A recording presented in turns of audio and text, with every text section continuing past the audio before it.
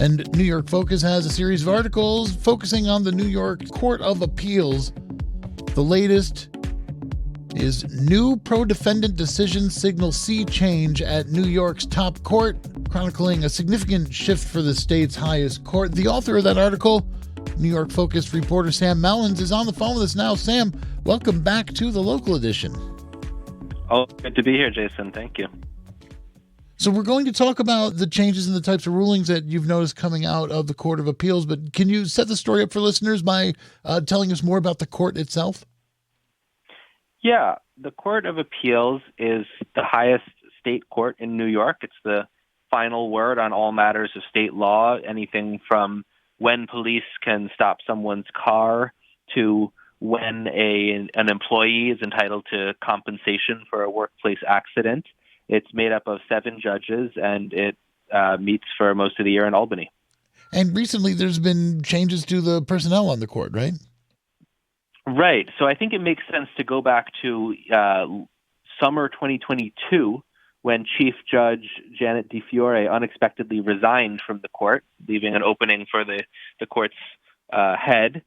That post, after a bitter political fight where the state Senate rejected Governor Kathy Hochul's first nominee, Hector LaSalle, that post was filled in April by Judge Rowan Wilson, who was actually already on the court as one of the associate judges. So that left a vacancy for his spot.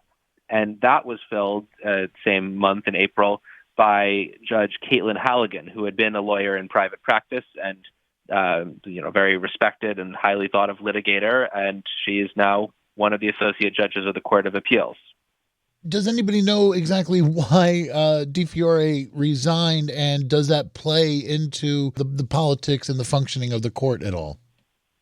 A lot of people have focused on the fact that there was an ethics investigation ongoing into some of her conduct when she resigned, and whether she had abused her authority as a judge to try to get a certain officer of the court disciplined. But that investigation never came to its conclusion, and we don't know what would have happened if it did. But that's one reason that some observers have pointed to. So what's been happening in New York's top court? You think that is becoming more open-minded about the rights of people accused of crimes? Definitely more favorable to the rights of defendants. Janet Di Fiore, the former chief judge, led this sort of block of like-minded judges towards the end of her time on the court that was very much in favor of prosecutors' arguments as opposed to defendants. In her last year on the court, every time that the judges disagreed on a criminal trial where some sided with the prosecution and some sided with the defense, the prosecution won every time. A majority of the judges led by Di Fiore, defendants lost every single one of those cases. And when we look at the last few months on the court, with Rowan Wilson now as the chief judge and Halligan taking his spot on the court, that's no longer true at all. We use the phrase "sea change" in our article, and defendants, it seems so far, now have a much better shot at winning their cases, making arguments like they weren't well represented by their lawyers, or the police came into their home without a warrant, so that the search was illegal. The new composition of the court is much more favorable to those arguments than it was a year or two ago. So now tell me about Judge Halligan and the role that she's playing in these changes that you're noticing. So a lot of these cases concerning the rights of people accused of crimes are very close. It's a 7-member court. A lot of them are coming down 4-3. And to be sure, some of them are coming down 7-0 or 6-1, so it's not any one vote that makes the key difference. But a lot of the cases are very closely divided, and Halligan has been voting in many recent cases with the more liberal judges in favor of defendants. So you could say casting the deciding vote. I mean, you could say any of the 4 are casting the deciding vote, but as the newest member of the court and the sort of the least known, we thought it was particularly notable in our coverage to focus on which side she had been leaning towards. And it seems like, not without exception, sometimes she sides with the prosecution in close cases too, but in a bunch of notable cases recently, she sided with the defendants. And you mentioned that she was like the least known. What does that mean, and what are you learning about her? So the other judges of the court have been on the court for longer, so we've gotten some time to get used to their styles and their tendencies on the court, but also many of them before they joined the court were judges of some sort. Judge Shirley Troutman, for example, was a judge in an appeals court upstate. Judge Madeline Singas, she wasn't a judge, but she was a prosecutor in Nassau County. She was the district attorney there, so that gave some idea of how she would approach criminal cases on the bench, inclining much more towards the prosecutor's side. Caitlin Halligan had never served as a judge before and had spent much of her career, certainly recently, as a lawyer in private practice. So it was more unclear how she would approach these kinds of cases. And so that was why we were paying particularly close attention to the way she was going to vote when she joined the court a few months ago. And how are people reacting to this? There's been a sort of a growing movement over the past few years among criminal justice advocates and defense lawyers and some academics who have said, and this is something that we've reported on a lot, who have said the court is getting too conservative. It's out of step with the values of New Yorkers who tend to be liberal, tend to elect Democrats, have elected a supermajority of Democrats to both houses of the state legislature, and the New Yorkers' top court should reflect that. And I think that side of the political discussion is very cheered by what's going on and sees this as a really positive development for New Yorkers. For this article, I also talked to several state senators. I mentioned that the state Senate rejected the initial nominee to replace Chief Judge Janet Di Fiore over concerns that he is a judge named Hector LaSalle, over concerns that he was too conservative. And the state senators that I talked to, like the chairman of the Judiciary Committee, Brad Hoylman-Siegel, or the Deputy Majority Leader, Michael Gianaris, they're also very pleased with the way things are going. And they think that by putting Halligan on the top court, they've pushed New York further towards the direction that they want to see things going. Okay, and can you give us some examples of some of the rulings that you're looking at, that you're reacting to, and that now other folks are reacting to as well? Can you give us a couple examples? Yeah. So one example is there was a case where police are trying to arrest a certain man. They go to the building where he lives. It's a two-family house. They don't have a warrant. In general, if you want to enter someone's house, U.S. constitutional law says you need a warrant to do that. If you want to enter their house to search it or to arrest them, they don't have a warrant. They go into the little vestibule that isn't his house. It's in the building, but it's not his house. He doesn't let them in. Someone else lets them in. They're in the vestibule. They look into his unit. The door is open. They see the person that they think they're trying to arrest. They go in and arrest him. And he says, this was illegal because you entered my house without a warrant. You could have gone to a judge and gotten a warrant and gotten the judge to allow you to come in, and then that would have been a legal entry. But if you do that without a warrant, that violates the Constitution. This went all the way up to the top court, to the Court of Appeals, and they agreed with him. They said, this police search was illegal. You have to send this back to the lower court and give this man another trial. And there's a lot of sort of similar cases like that. There was another, this was one of the closely divided 4-3 rulings that I mentioned, where Halligan sided with the defendant, where a defendant had committed and been convicted of unlawful imprisonment of a minor. And because of this crime, he was required to register as a sex offender, because New York law defines this as a sex crime. And he protested this, saying, my crime it wasn't a sexual offense. There was no sexual contact involved. And being a sex offender comes with these sort of negative connotations and restrictions on where you can live. So he said, it violates my rights to make me register as a sex offender when my crime didn't have anything to do with a sexual offense.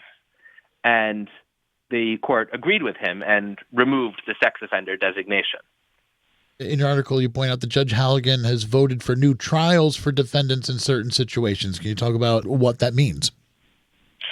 Right. So that's one of the sort of the remedies that the Court of Appeals or higher courts have when they find that someone has been unjustly convicted or convicted in ways that that where part of the case against them violated the law, like this illegal entry into this man's house to search it. They can send it back to the lower court and say, since the things that were used to convict this person were partly against the law, you need to do this trial over and exclude those things and see whether the conviction still stands without those things. So that will be happening in several of these cases that the Court of Appeals has heard recently. You also make note that even though you're noticing these changes on the court, there isn't really a solid liberal group that isn't a fully liberal court. Is that what you're trying to say? Yeah, that is what I'm trying to say. What it means is, sometimes on courts you get a group of judges who stick together really tightly and are almost able to control the outcomes of cases in whatever way they want because they have a majority, they stick together, they always rule on the same side, and they sort of, you can see them working together. Some people say this is what's going on the United States Supreme Court now, where the more conservative judges have a majority. And we don't see something like that on the Court of Appeals right now.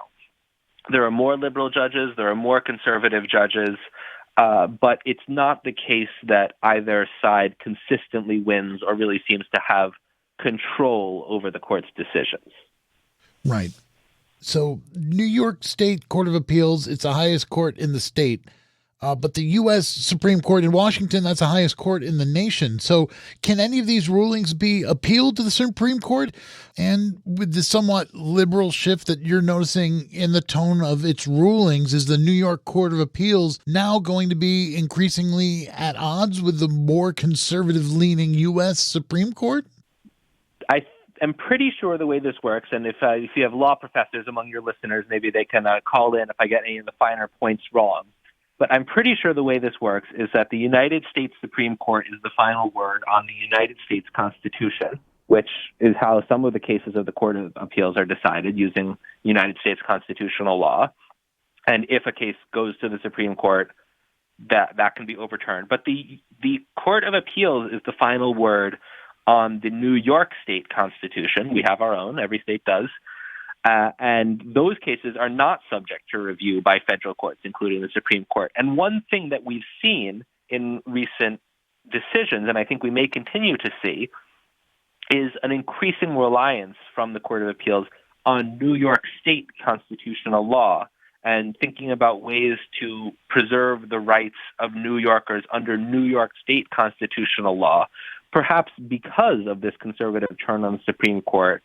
I actually heard Chief Judge Rowan Wilson speak last week, and he said, when I was growing up, he happens to be black, and he said, when I was growing up and during the civil rights movement, we associated states' rights with segregationists and George Wallace and all that. But now, with the way the Supreme Court is, I find that I've become a bigger proponent of states' rights. And for him, that means the tradition of New York State constitutional law. So I think we may see an increasing focus on that in the coming years.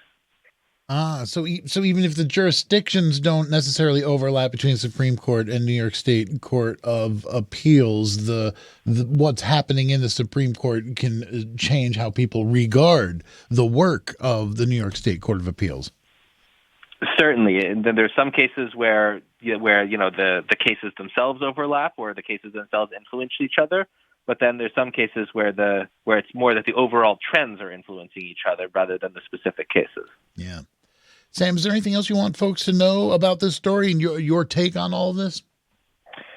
Well, just that we're going to continue covering the Court of Appeals. I think it's a really interesting time with all these changes, and we're going to keep reporting on it, and folks should check out New York Focus to stay up to date. Yeah, and that leads right into my final question for you, which is what's next for you as a reporter? What story are you working on next, if you're able to give us any hints?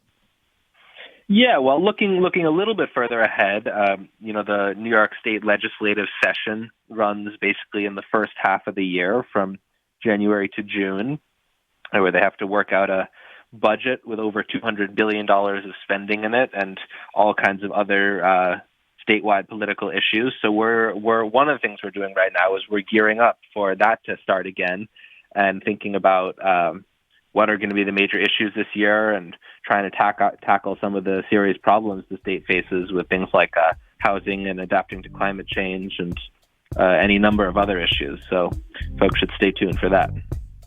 All right, Sam Mellins, thank you so much for going over all this with us.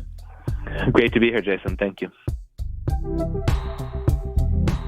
The article is New Pro-Defendant Decisions Signal Sea Change at New York's Top Court. It's up now at WJFFradio.org. We've been speaking to the reporter who wrote it, Sam Mellins from New York Focus, and they're online at nysfocus.com. That's nysfocus.com.